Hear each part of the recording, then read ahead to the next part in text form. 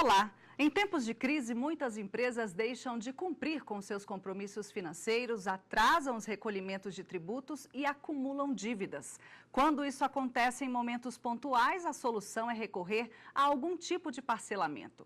O que pode acontecer quando essa dívida vira um hábito ou até mesmo uma fonte de renda? Hoje você vai saber o que é um devedor contumaz e os prejuízos que ele causa para a concorrência. Estamos no ar com a Academia e a tese de hoje é do doutor em Direito Tributário, Daniel Moretti.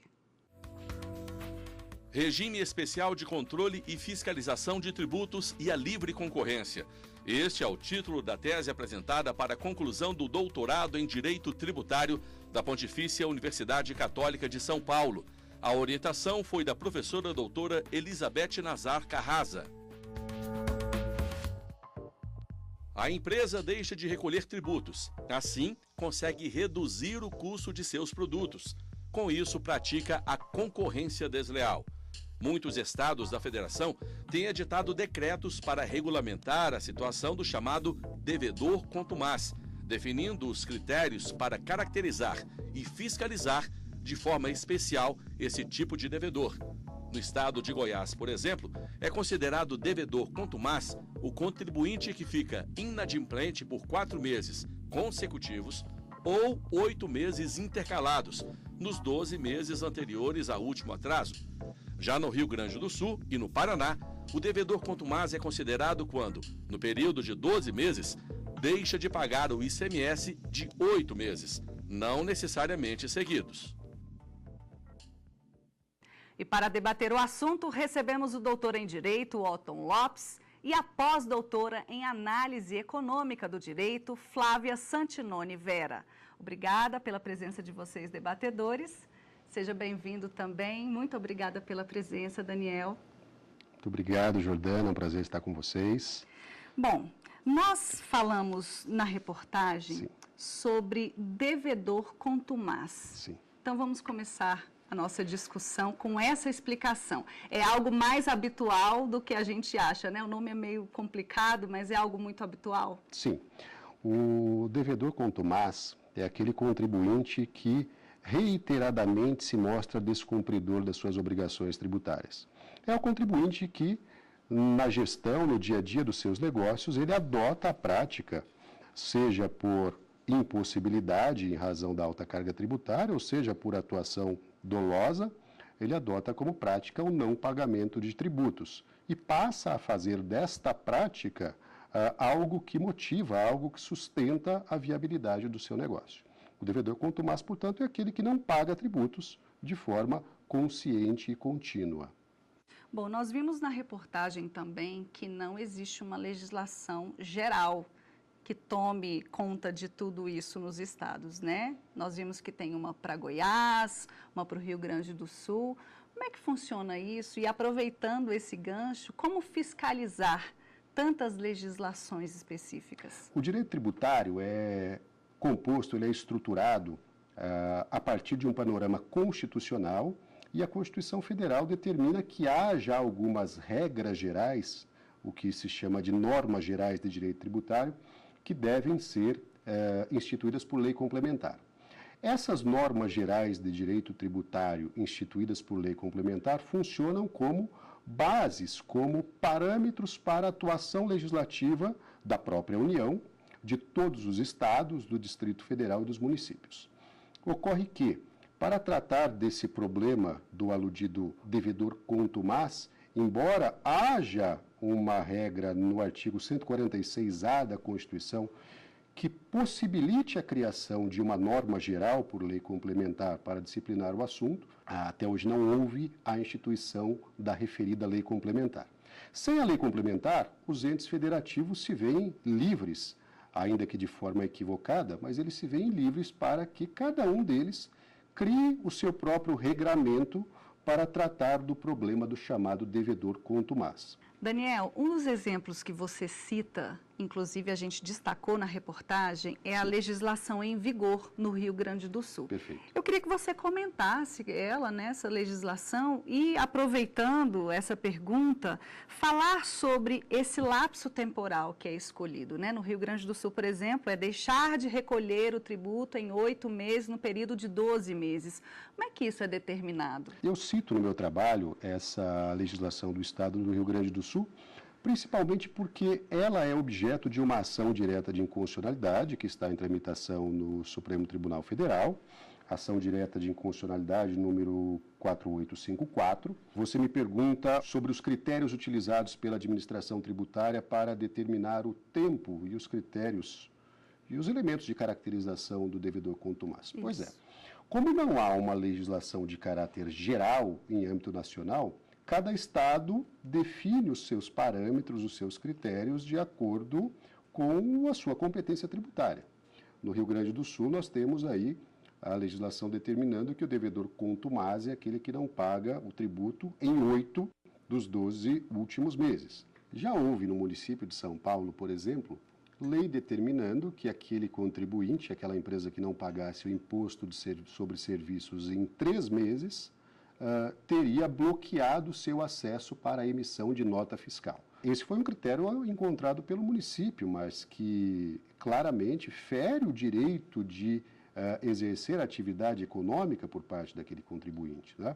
Então, de fato, não há um regramento geral, Jordana, e cada ente da federação estabelece, elege os seus próprios critérios para determinar quem é o devedor contumaz e em quais situações as penalidades serão aplicadas. Até porque muitas vezes não é má fé, é um momento até, uma situação de crise, como por exemplo nós estamos passando, né, no Brasil. Pois é, eu faço no trabalho a distinção entre a infração tributária delituosa e a infração tributária não delituosa.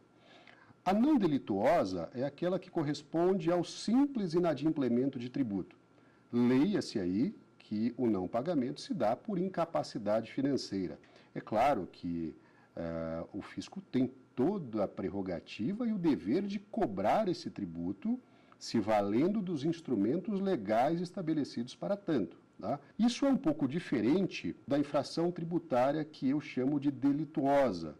É o que acontece no caso de efetiva sonegação fiscal, aquele agente econômico que maqueia, que manipula, que dissimula determinadas operações para fugir da carga tributária. Esse não só está deixando de cumprir com suas obrigações tributárias, como também está praticando um crime contra a ordem tributária. Ok, tá certo. Vamos então à participação da Flávia, professora, por favor. Eu entendo que o foco do trabalho, valorizando a importância da livre iniciativa, também seja interessante e importante.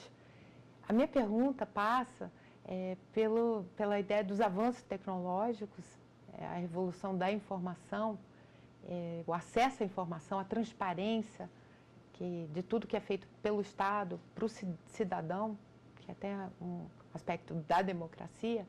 Então, como que essas tecnologias podem contribuir, ajudar para o controle e fiscalização dos tributos? Muito obrigado, professora Flávia, pelas suas considerações. E realmente a questão da evolução dos avanços tecnológicos, elas têm sido utilizadas cada vez mais pela administração tributária e é assim mesmo que deve ser. Tá? Eu abordo isso, ainda que de forma não muito aprofundada no trabalho, mas eu abordo a possibilidade de utilização de instrumentos decorrentes de avanços tecnológicos quando eu proponho a criação de uma lei complementar, aquela que eu mencionei no início da nossa conversa aqui com a Jordana, a lei complementar que estabelecesse obrigações instrumentais, são chamadas obrigações tributárias acessórias, voltadas a monitorar e acompanhar a atividade de agentes econômicos, de empresas, em setores que têm maior histórico de prática de não pagamento de tributos, seja com simples não pagamento de tributos, ou seja com aquilo que chamamos de infrações tributárias delituosas, quer dizer, a prática dos sonegadores. Não é? O Estado já se utiliza desses instrumentos e eu penso que ele deveria intensificar a sua utilização. Já há, em setores historicamente problemáticos, um acompanhamento mais intenso, um acompanhamento mais específicos. E eu penso que isso deve ser institucionalizado em termos de regramento nacional. Cabe ao fisco criar instrumentos para monitorar o cumprimento das regras. Mas aí eu faço uma ressalva, professora, desde que o fisco respeite os direitos e as garantias dos contribuintes, dos agentes econômicos. Não é? O fisco não pode extrapolar na atividade de fiscalização de tributos aquelas garantias que são conferidas aos contribuintes. Certo, eu peço licença agora para você, Daniel, e para os debatedores. Nós vamos fazer um breve intervalo. Não saia daí, voltamos já já.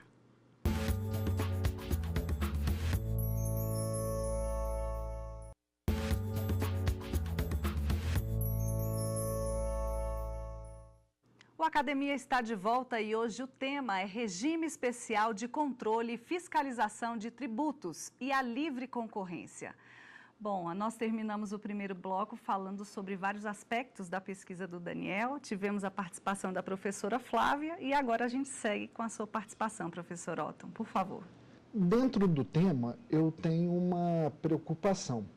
Há setores, como o setor de cigarros, em que a tributação excede 70% do valor do produto, em que o contribuinte que deixa de pagar os seus impostos tem uma vantagem competitiva que, dentro da organização produtiva, dentro de ganhos de eficiência, ele não tem como fazer frente a essa diminuição no preço do produto que a sonegação permite.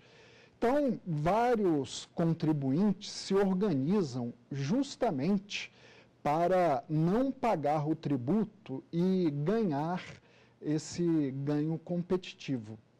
Em situações como essa, fora desses regimes especiais de controle e fiscalização, existe um remédio eficaz para proteger a livre concorrência? Há setores que, como o professor disse, cuja tributação é extremamente elevada e que o não pagamento de tributos resulta em uma disparidade concorrencial que certamente o concorrente que paga tributos não vai conseguir buscar essa diferença. Eu entendo que há, sim, possibilidade do ordenamento jurídico tratar pontualmente desses problemas. Mas é aí que entra o meu pensamento para o desenvolvimento desse trabalho, que é a seguinte questão.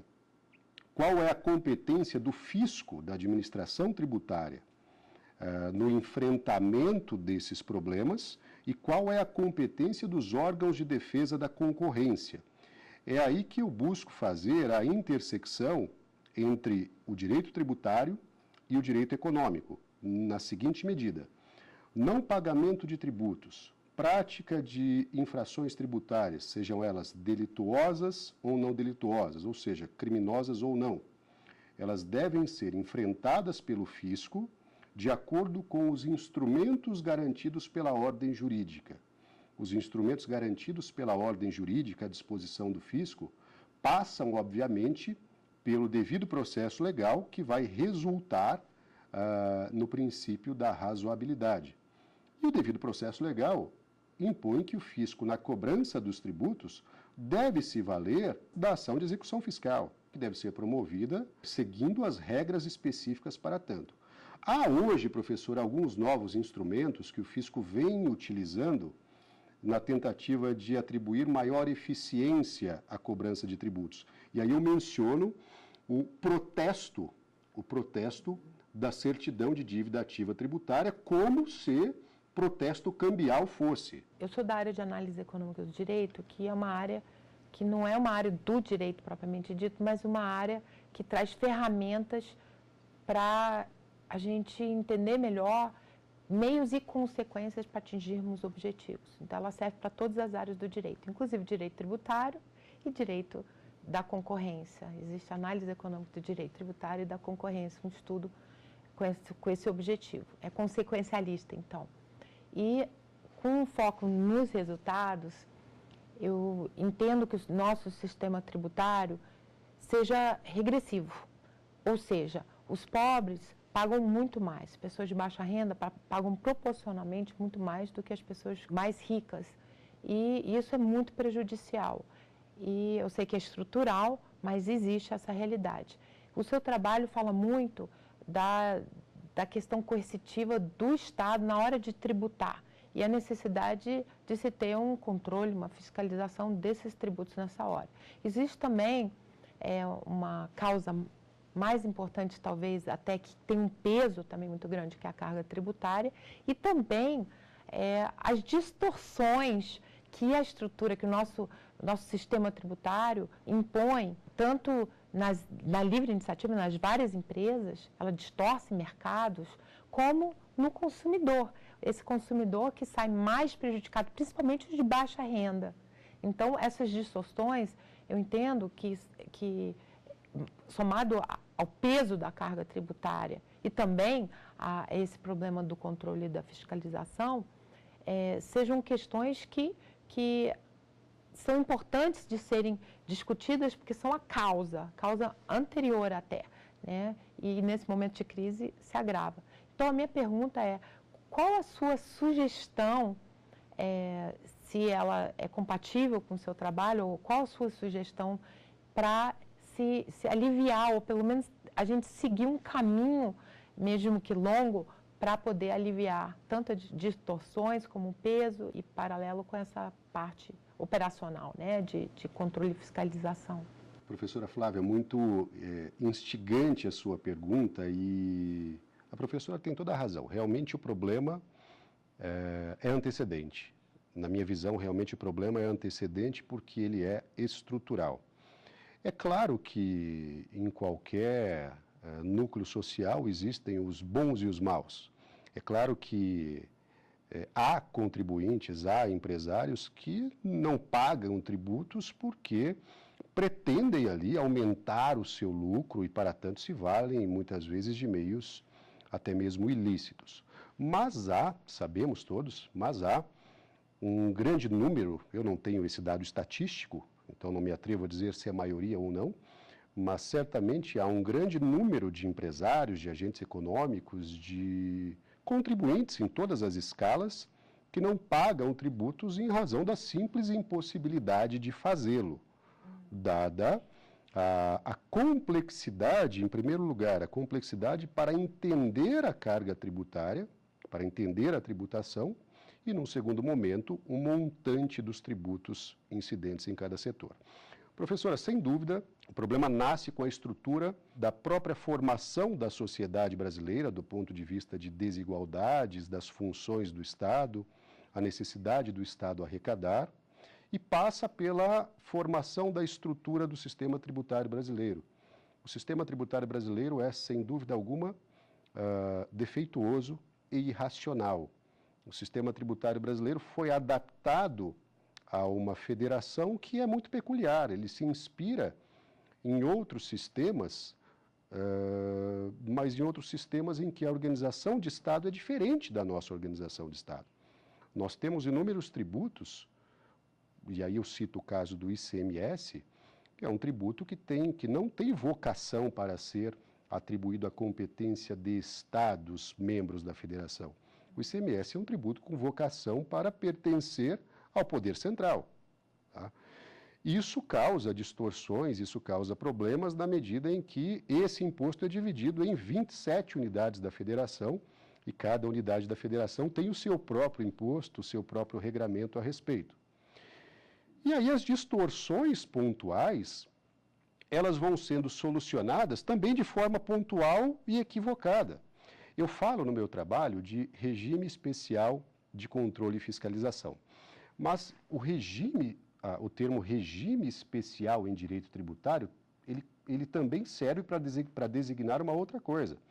O regime especial no direito tributário significa, num primeiro momento, um tratamento especial para determinado setor da economia ou para determinada categoria de contribuintes. Veja o exemplo do Simples Nacional. Existe um sistema geral, um sistema básico de tributação e existe um sistema especial, um regime especial para microempresas e empresas de pequeno porte, que é o regime chamado de Simples Nacional. Muitas unidades da federação, para tentar consertar, reparar defeitos do seu sistema tributário, concedem regimes especiais que muitas vezes acarretam a desoneração tributária para setores da economia, para contribuintes que atuam num determinado segmento. Esses regimes especiais nada mais são do que favores fiscais, professora, favores fiscais concedidos pontualmente, que, veja, ao invés deles repararem os defeitos estruturais do sistema, eles causam mais um problema, porque muitas vezes eles vão resultar numa violação da própria isonomia. Efetivamente, eu não trato no meu trabalho da questão estrutural. Eu a menciono apenas para contextualizar, mas eu não proponho, eu não busquei em nenhum momento uma solução para isso, até porque essa me parece uma discussão que vai envolver não apenas direito, sabemos disso. Como a própria professora disse, isso vai envolver análise econômica do direito, isso vai envolver a própria formação e estruturação de Estado e outras questões mais de cunho filosófico.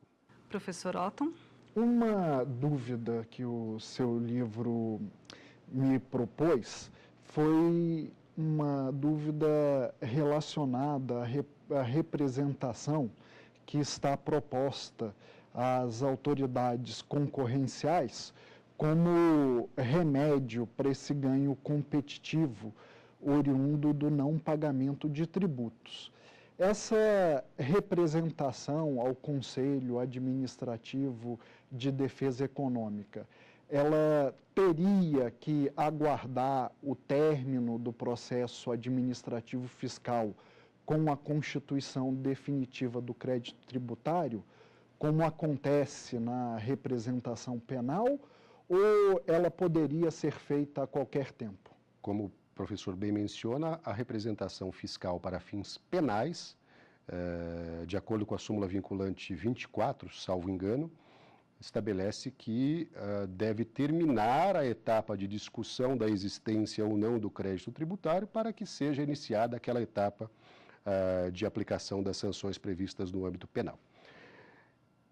Eu faço a proposta no livro de que, quando a administração tributária identifica uma infração tributária que tenha a propensão ou a possibilidade de causar uma lesão à livre concorrência, que a autoridade tributária noticie este fato aos órgãos de defesa da concorrência.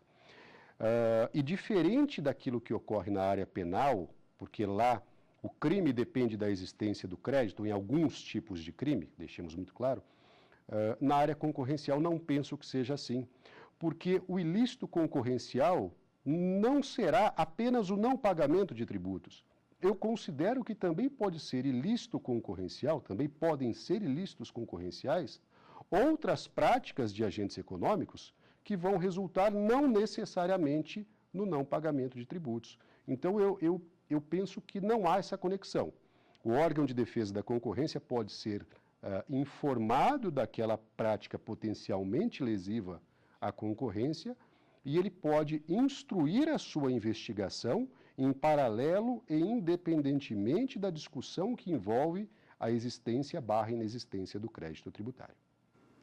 Ok, professor, para finalizarmos a nossa conversa, eu queria que você falasse um pouquinho sobre a publicação, né? A sua tese ela foi publicada. Sim. É um livro acessível para empresários também ou é um livro técnico específico para os operadores do direito? O tema começa a ser tratado num plano técnico-jurídico, mas ele se destina não apenas a operadores do direito, na medida em que ele trata de questões que os empresários vivem no dia a dia.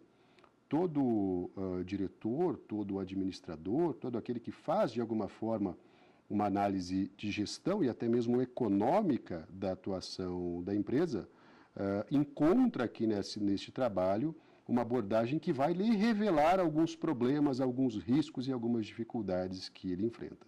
Certo. Muito obrigada pela sua presença aqui na Academia.